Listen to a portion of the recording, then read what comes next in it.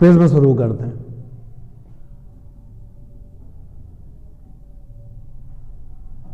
तो प्रिज्म की वो डेफिनेशन जो ओरिजिनल है, व्हाट इज प्रिज्म या व्हाट आर प्रिज्म, ऐसे ट्रांसपेरेंट मटेरियल होते हैं जो लेटरल डिस्प्लेसमेंट नहीं देते हैं। प्रिज्म ऐसे ट्रांसपेरेंट मटेरियल होते हैं जो लेटरल डिस्प्लेसमेंट नहीं देते हैं।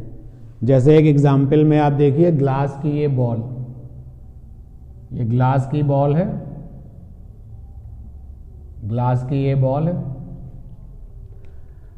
हमने इस पर लाइट को डाल दिया, लाइट को अंदर जो करना था उसने किया और बाहर आ गई। तुमको क्या लगता है कि ILR और ELR, इंसिडेंट लाइट रे और इमर्जिंग लाइट रे, क्या पैरेलल होंगे? कभी नहीं होंगे।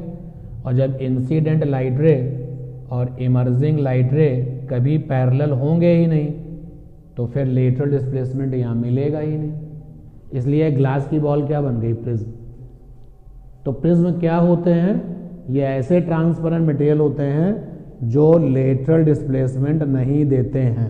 ठीक है, तो ये तो हो गई प्रिज्म की ओरिजिनल वाली डेफिनेशन। लेकिन हमें जिस प्रिज्म को पढ़ना है, हमें जिस प्रिज्म को देख करके और उसके बारे में सारी चीज़ें देखनी है, उसका नाम है ट्रायंगुलर प्रिज्म।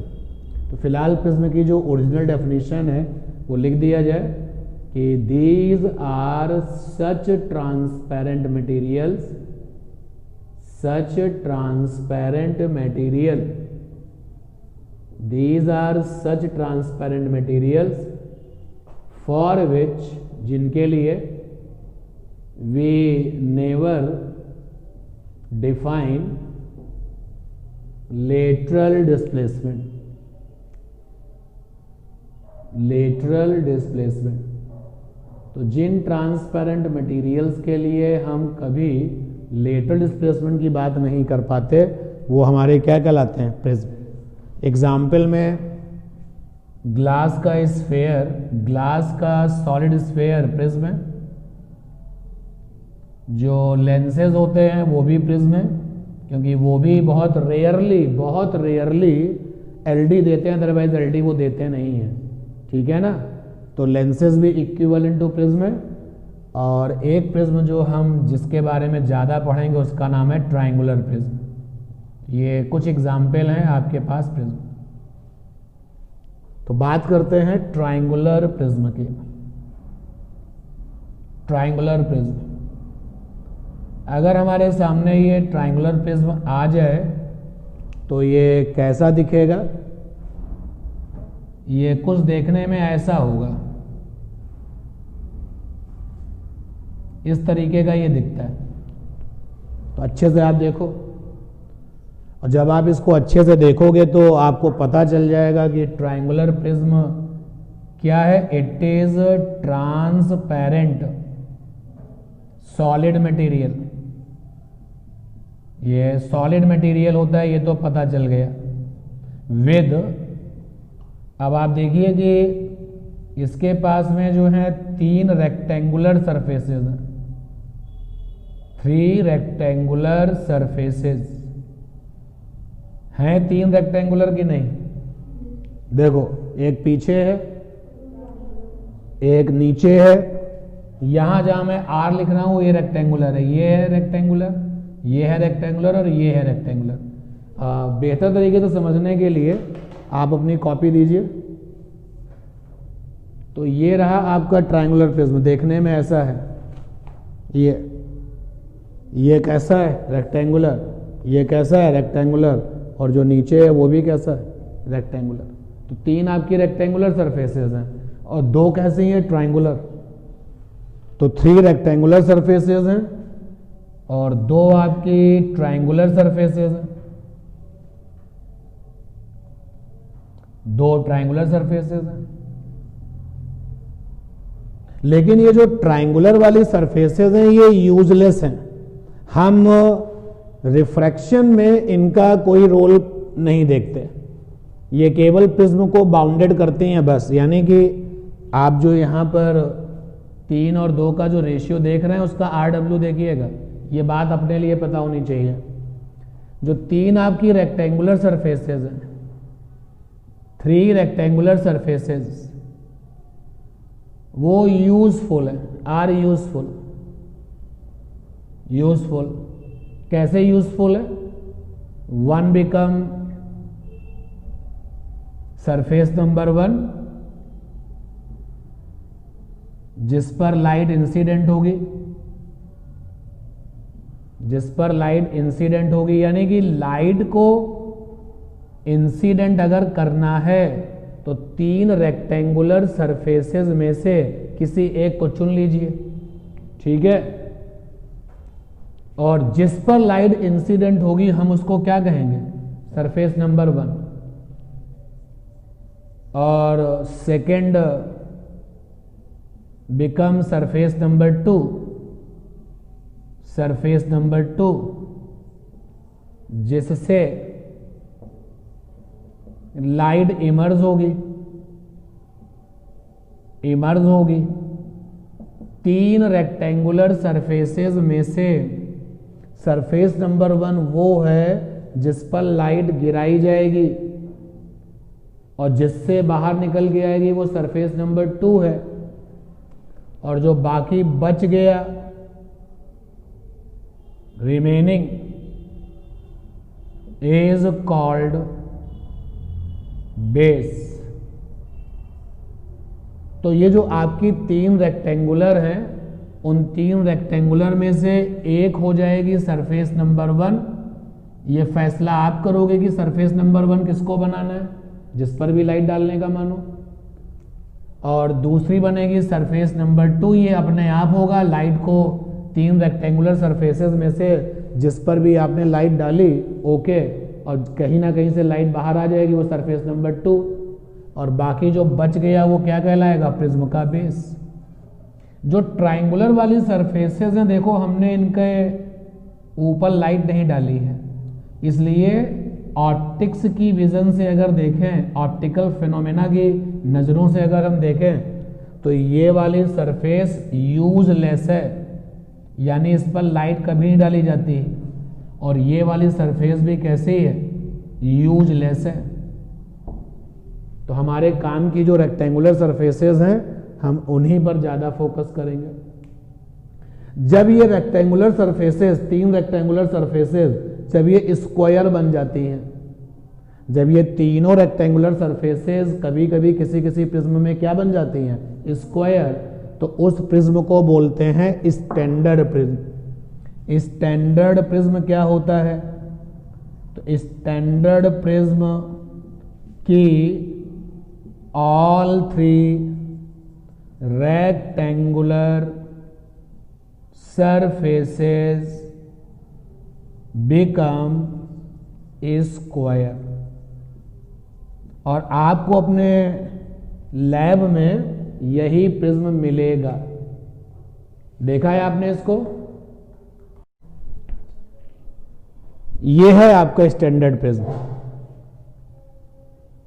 ये वाली सरफेस यूजफुल है लेकिन ये स्क्वायर जैसी है, नीचे वाली सरफेस भी यूजफुल है लेकिन स्क्वायर जैसी है, और इधर वाली सरफेस भी आपकी यूजफुल है लेकिन स्क्वायर जैसी है।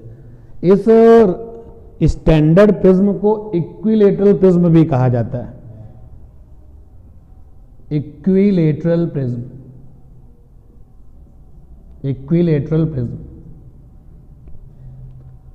अब जब हम प्रिज्म को देख रहे हैं 3D में, तो ये तो ऐसा दिखता है, 5 फेस हैं इसके पास, ठीक है। लेकिन बार बार कॉपी में इसको ऐसा बनाना पॉसिबल नहीं है। तो कॉपी में जब हम प्रिज्म बनाएंगे तो सिंपल एक ट्रायंगल बना दिया करेंगे, और यहां हमें जो दिखेगा उससे हमें बहुत आगे तक की बात को वहां समझना पड़ेगा। जैसे हमसे कहा गया कि कॉपी पर प्रिज्म बनाओ, 3D में नहीं बनाना है, तो लीजिए मैंने ट्रायंगल बना दिया। तो अब फिजिक्स में प्रिज्म के चैप्टर में जब ये ट्रायंगल बनाया गया तो ये क्या है? तुमने कहा सर ये तो लाइन है, गलत है, ये आपकी यूजफुल सरफेस है, यूजफुल सरफेस ना। अभी देखते चलो, यूजफुल सरफेस। ये आपने क्या किया, ये क्या है, हमने कहा ये भी आपकी यूजफुल सरफेस है। याद रखो यूजफुल सरफेस कैसी थी, रेक्टेंगुलर थी, यानी ये जो तुमको लाइन जैसी दिख रही है ना, एक्चुअली ये रेक्टेंगुलर सरफेस है।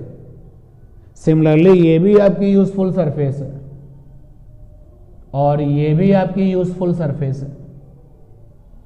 यूजफुल सरफेस क्यों है? Now check the situation. अगर इस प्रिज्म को हम ऐसे आपकी तरफ कर दें ये, तो आपको ट्राइंगल दिखेगा, ठीक है।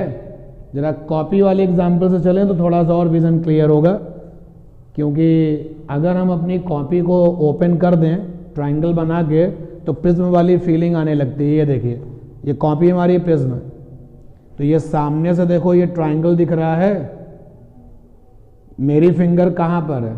यूजफुल सरफेस पर। तो यही तो तुम्हें दिख रहा है, बोलो। और अब ये मेरी फिंगर कहां पर है? यूजफुल सरफेस पर है, और ये मेरी फिंगर कहां है? यूजफुल सरफेस पर। यानी हमारे हाथ ने किसको टच किया है? यूजफुल सरफेस को टच किया है। ये देखो, जो कि सामने से तुमको क्या दिखाई दे रहा है? ट्राइंगल। तो ये मेरा हाथ यूजफुल सरफेस को टच कर रहा है। सिमिलरली इधर से भी यूजफुल सरफेस है और ये नीचे भी क्या है? यूजफुल सरफेस है। क्लियर ये बात? तो प्रिज्म के चैप्टर में जब आप एक ट्राइंगल बनाते हो तो जो तुम्हें दिखता है उससे कहीं ज्यादा आपको समझना पड़ता है। फिर एक बार कोशिश करते हैं। ये हमारे प्रिज्म के चैप्टर में ट्राइंगल बनाया गया, तो हम कंफ्यूज नहीं होंगे। हमें पता है कि ये जो सरफेस है वो कैसी है? रेक्टेंगुलर, एक लाइन में दिख रही है। लेकिन ये जो सरफेस है वो कैसी है? रेक्टेंगुलर, लेकिन वो एक लाइन में ही दिख रही है। और ये सरफेस भी कैसी है? रेक्टेंगुलर, जो कि एक लाइन में दिख रही है। ठीक है ना? पक्का? अब आप सुनो, यानी कि इस वाले विजन में जो फालतू की सरफेस थी वो दिख ही नहीं रही है। क्यों? वो दिख रही है? नहीं दिख रही है भाई। ये हम अब यहां फिंगर टच करेंगे तो रेक्टेंगुलर है, यूजफुल है, यहां पे टच करेंगे तो यूजफुल है, यहां पर भी टच करेंगे तो यूजफुल है। अब इन तीनों यूजफुल में से सरफेस नंबर वन जिस पर लाइट डाली जाएगी, तो आप जिसको भी चुन लेते हो इस काम के लिए वो सरफेस नंबर 1 बन गया। मान लेते हैं कि एक बार फिर से हमने प्रिज्म बनाया और डिसीजन ले लिया कि भाई इस सरफेस पर लाइट को गिराने का इरादा रखते हैं। तो सोर्स से लाइट चली और जा करके उसके ऊपर जाके इंसिडेंट हो गई सरफेस नंबर 1 पर। तो भैया जिस सरफेस पे लाइट गिर गई उसका नाम क्या है? Surface number 1। अब हम इसको कंट्रोल तो कर नहीं सकते क्योंकि इंसिडेंट तो हो ही चुकी है। तो अब ये क्या करेगी? अपना प्रिज्म के अंदर जाएगी, अंदर जाके जहां से इसको निकलना होगा निकल के बाहर आएगी। मान लेते ये यहां से बाहर निकल गई, तो जहां से ये बाहर निकल गई वो क्या बना? Surface number 2। तो सरफेस नंबर 1 और सरफेस नंबर 2 के बीच में जो ये एंगल बनता है that is called the prism angle. इसको क्या कहते हैं? Prism angle. इसको एपेक्स एंगल भी कहते हैं, इसको रिफ्रैक्टिंग एंगल भी कहते हैं। 3 नामों से जानते हैं। और सरफेस नंबर 1 पक्का हो गया और सरफेस नंबर 2 पक्का हो गया, तो बाकी जो बच गया उसका नाम क्या है? बेस। तो ये क्या हो गया? बेस। यानी प्रिज्म एंगल के सामने वाला जो सरफेस होता है वो क्या कहलाता है? बेस। तो ये सारे के सारे जो टर्म्स हैं प्रिज्म में वो आपको समझ लेने चाहिए। तो RW की बातें यहां चल रही थी, यहां पर वो खत्म हो गई। और अब बारी है कि प्रिज्म एंगल क्या होता है ये देखा जाए,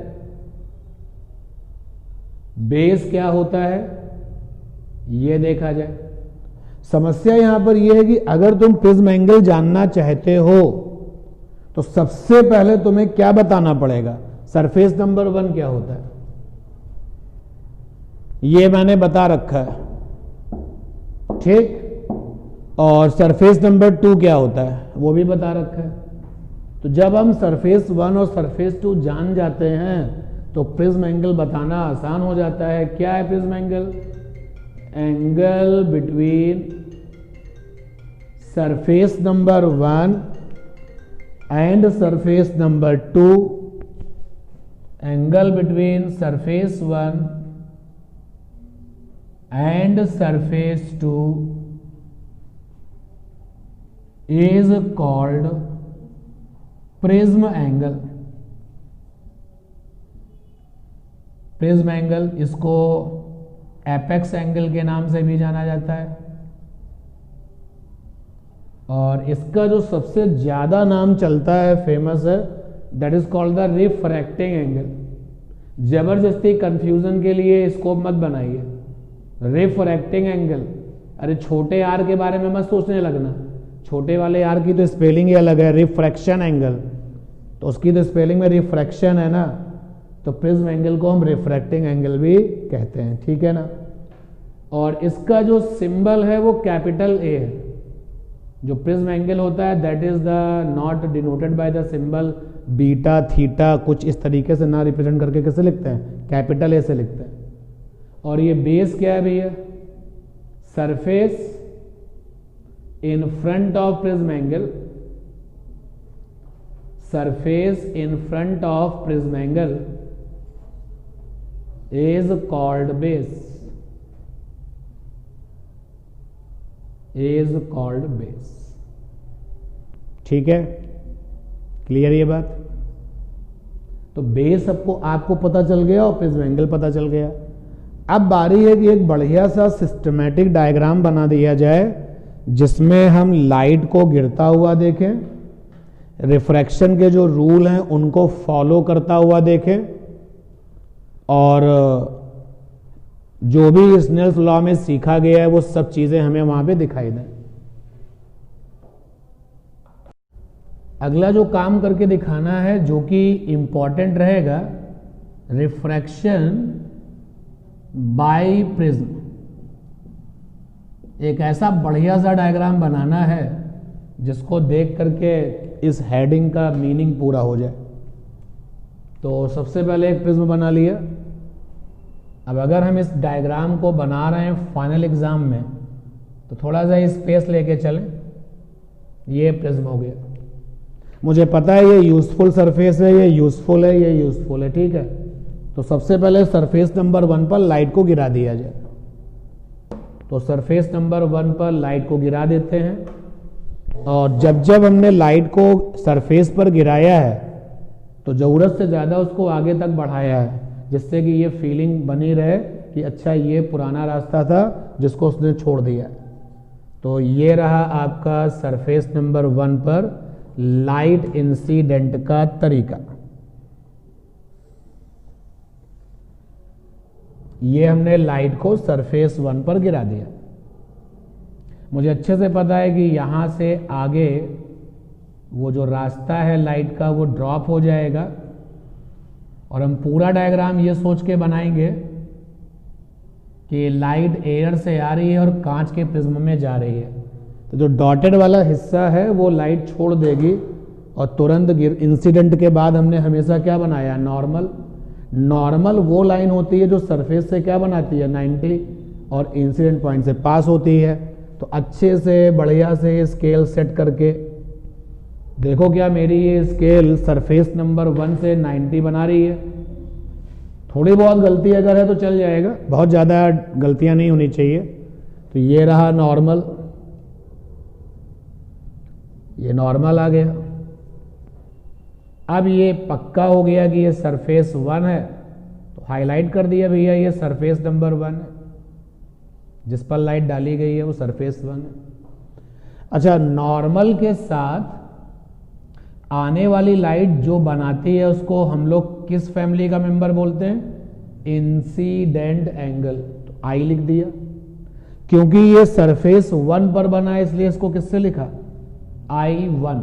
तो I1 का नाम क्या है, incident angle at surface number 1, ठीक है।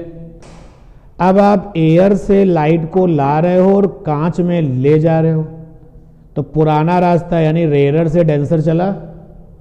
भाई एयर है, एयर आपका रेयरर है और ये क्या, डेंसर है। तो डिपार्चर किधर होगा, टूवर्ड्स नॉर्मल, याद आया। तो टूवर्ड्स नॉर्मल डिपार्चर हो गया। तो लीजिए भैया डिपार्चर दिखा देते हैं, और जब डिपार्चर दिखाएं तो भी अलर्ट मोड में रहे। तो ये हमने लाइट का डिपार्चर दिखा दिया। डिपार्चर ये थी ILR और ये है RLR, रिफ्रैक्टेड लाइट रे। तो रिफ्रैक्टेड लाइट रे हो गई। ऐसा मत सोचना कि सर ने जो है लाइट को डिपार्चर करके बिल्कुल पैरेलल कर दिया है बेस के, तो वो सिचुएशन आपके ऊपर डिपेंड करता है। अब ये RLR कहां पहुंचा? सेकेंड फेज पर पहुंचा। RLR कहता है कि मुझे सेकेंड फेज से निकलना है बाहर। तो भैया अगर फेज से निकलना है तो रूल तो रिफ्रैक्शन के ही फॉलो करने पड़ेंगे ना। क्यों भाई? RLR जो है वो जाना चाहता है बाहर, तो क्या रूल फॉलो करेगा? रिफ्रैक्शन के ही रूल फॉलो करेगा। ये वाला जो एंगल है वो R1 हो गया, R1, ठीक है। तो I1 का नाम क्या है? Incident angle at the surface number 1। R1 का नाम क्या है? Refraction angle at the surface number 1। अब ये बाहर जाएगा तो फिर से नॉर्मल ले लो, क्योंकि अगर मैं इसको छिपा लूं तो सेकंड वाली सरफेस के लिए क्या बनेगी? Incident light. Second number surface के लिए क्या बनेगी? Incident light. तो वैसे ही सारी डीलिंग भी होगी, तो नॉर्मल बनाना पड़ेगा, और नॉर्मल जैसा होना चाहिए वैसा ही बनाइए भाई। तो ये रहा सेकेंड फेज पर नॉर्मल। देखो मेरी स्केल सेकेंड फेज के साथ 90 है क्या? अब है? अब इधर देखिए, अब है। तो लीजिए नॉर्मल बना दिया मैंने, ये नॉर्मल है। अब यहां पर थोड़ी गड़बड़ होने वाली है। क्या गड़बड़ होने वाली है? ये गड़बड़ी टेक्स्ट बुक्स की मान लो या फिर हैबिट मान लो कि जो सेकंड वाली सरफेस पर ये वाला जो एंगल है, ये है क्या? है तो इंसिडेंट है ना, लेकिन लिखा इसको किससे गया है? R2 से। और ये बहुत पुरानी आदत हो चुकी है इंडियन ऑथर्स की, तो हमको माननी पड़ेगी, अलर्ट रहना पड़ेगा कि नाम तो इसका R2 है, लेकिन ओरिजिनल नाम क्या है? Incident angle at the second face. ठीक है ना? क्लियर? अब आगे देखो। अब ये लाइट कांच से निकल के कहां जाने वाली है? एयर में, यानी डेंसर से रेयरर। पुराना रास्ता फिर से देखो, ये पुराना रास्ता है लाइट का, जिसको लाइट छोड़ना पसंद करेगी। तो सिचुएशन कैसी है? टूवर्ड्स नॉर्मल या अवे नॉर्मल? तो अवे नॉर्मल। ये रहा अवे नॉर्मल। अब ये क्वेश्चन एग्जाम में आएगा, तो अगर ये क्वेश्चन एग्जाम में डायग्राम बनाने का आएगा, तुमने सब कुछ सही बनाया, ये एरो लगाना भूल गए, तो गलत ही हो गया यार। कुछ भी मिस नहीं करना है, इसकी प्रैक्टिस कर लेना डायग्राम बनाने की। और यहां थोड़ा सा अलर्ट मोड में रहना पड़ता है कि I1 को तो बिल्कुल हैबिट में देख रहे हैं, इंसिडेंट एंगल एट सरफेस 1, और R1 यहां पर है रिफ्रैक्शन एंगल एट सरफेस 1। इसमें कोई समस्या नहीं है। बट R2 और I2 को लेकर के, R2 is a incident angle at surface 2 है, इसका नाम इंसिडेंट एंगल, लेकिन नोटेशन जो है R से लिया गया है स्कूल बुक में, टेक्स्ट बुक में। I2 का नाम क्या है? Refraction angle at surface number 2। ठीक। ऑर्डिनरी वे में हम I1 को कहते हैं इंसिडेंट एंगल, और I2 को क्या कहते हैं? इमर्जिंग एंगल, क्योंकि कितना एंगल बनाते हुए लाइट बाहर आई है? इमर्जिंग एंगल I2 ही तो है। जब ये डायग्राम बन गया तो आपने देखा नंबर 1 का फैसला हो चुका है, नंबर 2 डिसाइड हो चुका है। तो ये रहा भाई प्रिज्म एंगल, जिसको कि तुमने अंडर हैबिट किससे लिखा? ए से लिखा है। ठीक है, पक्का। अब एक काम करो, कि जो ELR है, इमर्जिंग लाइट रे, जरा इसको एक बार अलग बना लो। ELR ये है और जो ILR है उसको अलग बना लो, ये ILR है। तो किसी तरीके से इन दोनों के बीच में जो बनने वाला एंगल है उसका पता लगाओ। तो अगर हम उस एंगल को अपने बोर्ड पर भी दिखाना चाहें तो ILR को थोड़ा सा आगे बढ़ाएं और ELR को थोड़ा सा पीछे बढ़ाएं। अगर यही काम हम यहां करते तो थोड़ा सा कॉम्प्लिकेशंस आते डायग्राम में, तो डायग्राम को हमें थोड़ा गंदा नहीं करना है, इसलिए अलग से कर लिया। तो देखो ये जो एंगल बना दैट इज कॉल्ड डेविएशन। जो बाहर की साइड में जो एंगल बनता है उसको क्या कहते हैं? डेविएशन। तो यानी कि जो डेविएशन है वो क्या है भाई? डेविएशन। इसको सिंबल दिया गया है डेल्टा। ये जो सिंबल है ये डेल्टा पढ़ते हैं फिजिक्स में। फिजिक्स में इसको भी डेल्टा पढ़ते हैं, ठीक है? तो ये वाला डेल्टा। तो डेविएशन की जो डेफिनेशन है वो क्या बनेगी बताओ भाई? एंगल बिटवीन ILR, एग्जाम में पूरा नाम लिखना, एंड ELR, इंसिडेंट लाइट रे एंड इमर्जिंग लाइट रे, is called deviation from prism. From prism, ठीक? उधर का डायग्राम अपडेट रखना भाई। Capital A is a prism angle. अगर आप साइड में एक डायग्राम बना रहे हो तो कोई जरूरत नहीं है भाई। तुमने ILR पिक किया यहां से और ELR को पिक किया, एक्सटीरियर में बनने वाले एंगल को क्या दिखाता है? डेविएशन। तो अब उसको मत टच करिए, ठीक है? अब जब इसको निकाला जाता है, कैसे निकाला जाता है ये सीखेंगे 12th क्लास में, ठीक है?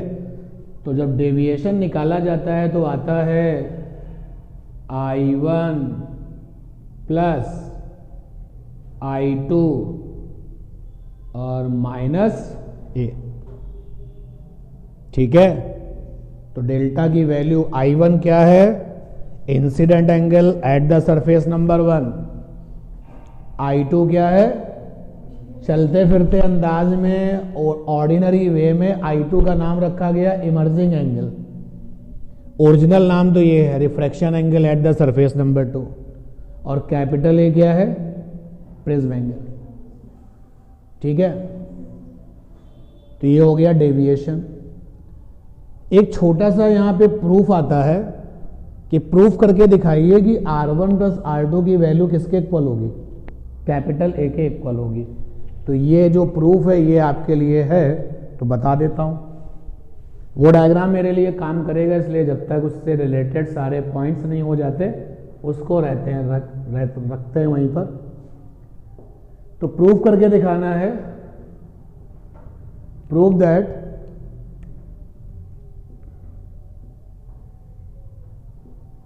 For prism R1 plus R2 is equal to capital A. Prism के जो अंदर की तरफ बनने वाले एंगल्स R1 R2 थे उनका जो समेशन है वो कैपिटल ए के क्या होगा? बराबर होगा। ये प्रूफ करना है। तो कैसे प्रूफ किया जाए? इसी डायग्राम को थोड़ा सा अपडेट करते हैं, ध्यान देना। ये पॉइंट जो है इसका नाम दे देते हैं, चलो इसका नाम है J।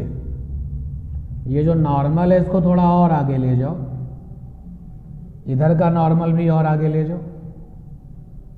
इस जगह को दे देते हैं नाम K। और ये जो लोकेशन है ये वाला पॉइंट, इसका नाम दे देते हैं M। और ये जो पॉइंट है इसका नाम दे देते हैं N, ठीक है?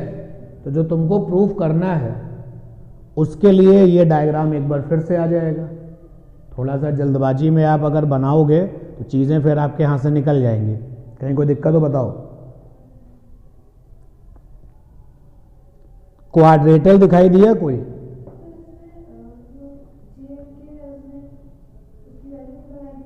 नहीं नहीं, मैं अभी आपसे डेरिवेशन नहीं पूछ रहा हूँ। आपको इसमें क्वाड्रेटरल दिखा कि नहीं दिखा ये बताओ, उसका ज़रा नाम बताओ। इन क्वाड्रेटरल जे के एम एन, तो देखो एक एंगल 90 है, उसके सामने वाला भी 90 है, और फिर एक एंगल के है और एक एंगल ए है, बराबर 360। देखो भाई ये तो नॉर्मल है ना, तो नॉर्मल तो सरफेस से क्या बनाते हैं, ये 90 और सामने भी 90 है, तो ये सामने आमने के 90 90 और फिर ये वाला के और ये वाला ए मिलके कितना हो गया 360। तो यहाँ पर ये रिजल्ट आ गया एंगल के प्लस ए बराबर 180, ये इक्वेशन 1 हो गया। अब एक ट्राइंगल आपको दिखा जिसका नाम बोलो, ट्राइंगल का नाम क्या है, JMK। JMK में R1 भी है, R2 भी है, K भी है, तीनों का समेशन बराबर कितना 180। दोनों इक्वेशंस के राइट हैंड बराबर है तो लेफ्ट हैंड भी क्या कर दो, बराबर कर दो। तो ये आ गया K प्लस A, ये आ गया R1 plus R2 plus K बराबर K प्लस A। तो भैया K से K कैंसिल, तो यहां से आ गया R1 plus R2 is equal to A। Prove हो गया, ठीक है। अच्छा एक बात बताओ कि इस प्रिज्म में जो पैरामीटर्स हैं, जैसे I1 एक पैरामीटर है, R1 भी एक पैरामीटर है, R2 भी एक पैरामीटर है, I2 भी एक पैरामीटर है, आप अपनी मर्जी से किसको कंट्रोल कर सकते हो।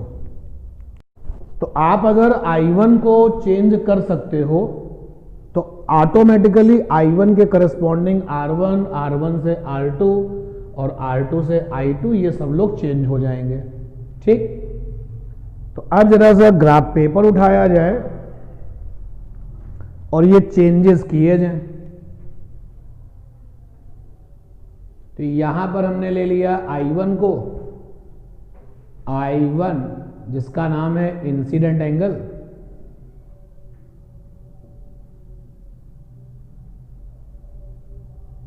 और यहां ले लिया डेविएशन को।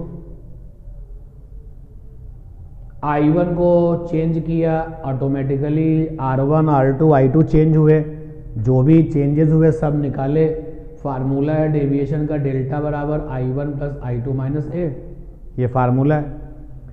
तो विजन हमारा क्लियर था कि हम I1 को लगातार क्या कर रहे थे, बढ़ा रहे थे।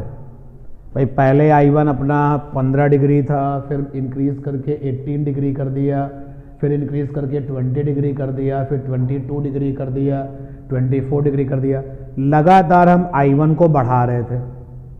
तो यहाँ पे I1 जो हम मूव करते जा रहे थे, रखते जा रहे थे, और I2 जो मिलता होगा निकाला गया होगा। कैसे निकाला गया होगा, स्नेल्स लॉ लगा करके निकाला गया होगा। यहाँ पर सारा कैलकुलेशन करने के बाद डेल्टा की लिस्ट बना के रखी, I1 की लिस्ट बना के रखी, ग्राफ पेपर पर मार्किंग कर दी, और जब वो सारे के सारे मार्क जब हमने मिलाए तो जो ग्राफ मिला वो टिक के साइन जैसा मिला, जो सही का निशान होता है ना, ऐसा ग्राफ मिला, टिक के साइन जैसा। क्लियर। तो ये ग्राफ आपको मिला, आपको बनाना नहीं है, आपको जानना कि कैसा मिला। देखो इस ग्राफ ने तुम्हें क्या बता दिया, इस ग्राफ ने तुमको ये बता दिया कि जैसे जैसे I1 को बढ़ाया जा रहा है, जैसे जैसे I1 को बढ़ाया जा रहा है, डेविएशन में क्या आ रही है, कमी आ रही है। और एक सिचुएशन ऐसी मिली है जब डेविएशन कहां पहुंच गया, मिनिमम पर। डेविएशन एक सिचुएशन ऐसी आई जहां मिनिमम पर पहुंच गया, M फॉर मिनिमम। और फिर हमने लेकिन हार नहीं मानी, हम I1 को लगातार बढ़ाते ही जा रहे हैं। तो डेविएशन क्या कर रहा है, इंक्रीज कर रहा है। तो सवाल का जवाब दीजिए कि जब I1 इंक्रीजेज रेगुलरली, अगर हम I1 को लगातार बढ़ाते जाएं तो जब I1 इंक्रीजेज रेगुलरली तब डेविएशन माने डेल्टा फर्स्ट क्या करता है, डिक्रीज करके कहां पहुंचता है, मिनिमम, बिकम मिनिमम, और उसके बाद देन के बाद first decreases become minimum and then increases. ठीक, तो मिनिमम डेविएशन जो है वो सिचुएशन आती है। अच्छा, मिनिमम डेविएशन का जो करस्पॉन्डिंग I1 होगा, मिनिमम डेविएशन का जो करस्पॉन्डिंग I1 होगा वो I1 मल्टीपल वैल्यू में होगा या यूनिक वैल्यू में होगा? यूनिक वैल्यू में होगा या मल्टीपल? आप देखो ना, इस मिनिमम डेविएशन का I1 क्या है, यूनिक है। जहां मैंने स्टार लगाया, अगर मेरी बात समझ में नहीं आई है जरा इसको देखो, इस वाले डेविएशन का देखो हालचाल क्या है। अगर ये डेविएशन 24 डिग्री का है, देखो 24 डिग्री के डेविएशन में I1 ये भी है, और थोड़ा सा आगे निकल जाओ तो 24 डिग्री के डेविएशन का I1 एक और भी है। तो यानी कि इस वाले डेविएशन को छोड़ करके जो बाकी के जो डेविएशंस हैं उनके I1 कैसे कैसे हैं, डबल डबल। लेकिन मिनिमम डेविएशन का जो I1 है वो कैसा है, यूनिक है। मिनिमम डेविएशन का जो I1 है वो कैसा है, unique. And so you can say, we can say, for the given prism, अगर क्लास में 100 बच्चों को एक ही जैसे प्रिज्म दिए गए और किसी बच्चे ने कहा कि सर मिनिमम डेविएशन तब मिला है जब I1 की वैल्यू 17 डिग्री है, 17 डिग्री है, तो बाकी के 99 भी क्या बताएंगे कि I1 की वैल्यू कितनी है, 17 डिग्री है, 17 डिग्री है। क्योंकि मिनिमम डेविएशन के केस में जो I1 है वो कैसा है, यूनिक है, सिंगल वैल्यूड है। क्लियर ये बात? ठीक है। अब जब ये सारा काम होता है और ग्राफ भी बना लिया जाता है, एक डेरिवेशन होता है जो कि आपको अभी नहीं करना, अपनी 12th क्लास में जाके करना पड़ेगा, और वो डेरिवेशन आपका ये है, ऑप्शनल है। मुझे अच्छे से पता है कि ये बात केवल आपकी अपनी नॉलेज के लिए है, एग्जाम में इसका कोई रोल नहीं होने वाला। कि फॉर प्रिज्म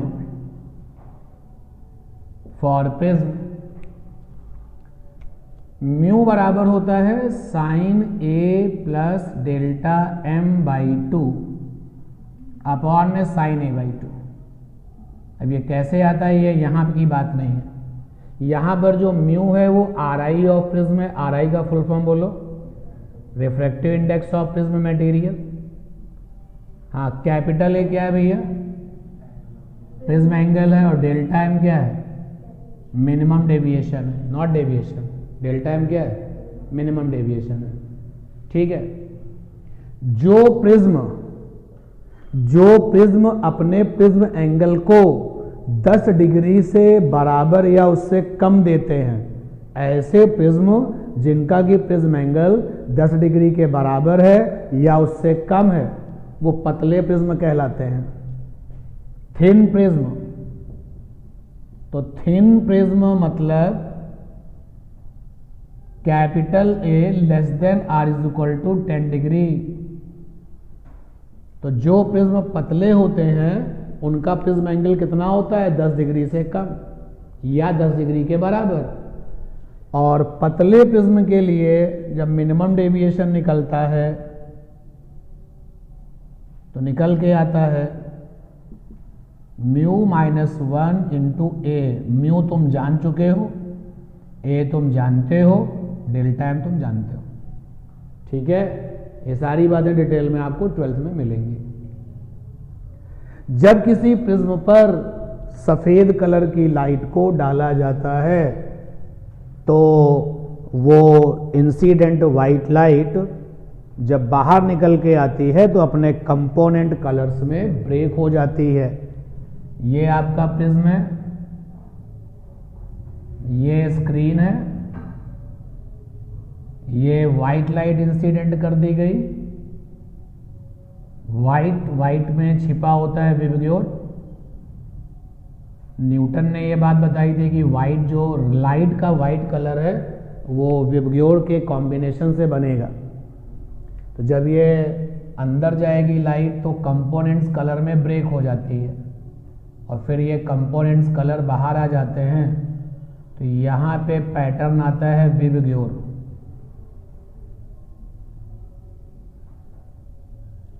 ध्यान देना, ये प्रिज्म एंगल है, याद आया, और ये क्या है, बेस। तो बेस के सबसे करीब कौन होता है, वायलेट, और सबसे दूर कौन होता है, रेड। तो डेविएशन सबसे ज़्यादा किसका होगा, वायलेट का होगा ना। तो वायलेट वाली लाइट ज़्यादा झुकी होगी, ज़्यादा डेविएट होगी, तो वायलेट में डेविएशन सबसे ज़्यादा मिलेगा और रेड में कंपैरेटिवली सबसे कम मिलेगा।